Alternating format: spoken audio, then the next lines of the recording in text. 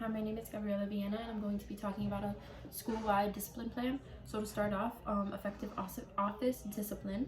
Sometimes it's necessary to send your student outside of class if they're being super disrespectful, continuously, or disruptive. So sending them out might be necessary, but it's important to make sure that there's an admin that's available to talk to them and that could explain and help the student take responsibility for what it is that they did. The admin can empathize with them but not dismiss the behavior that they did. Before going to class, the student needs to apologize by either writing it down or saying it to the teacher, and the admin should also talk to the teacher after this is all done, speak with the teacher, and brainstorm disciplinary actions in case it ever happens again.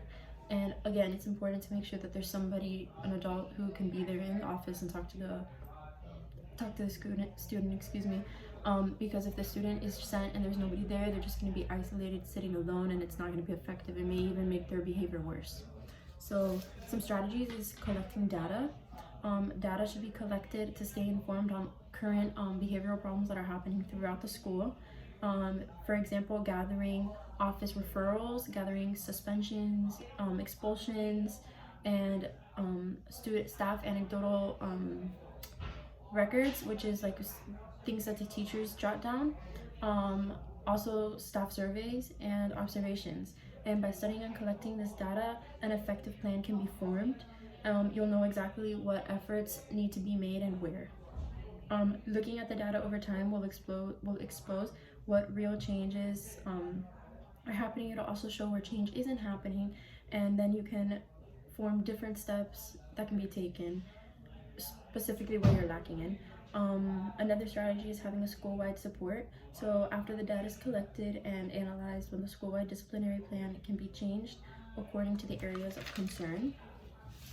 There should also be specific interventions and support for each tier.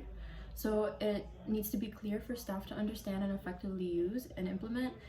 Discussions on what's expected and what's not expected should also be taking place.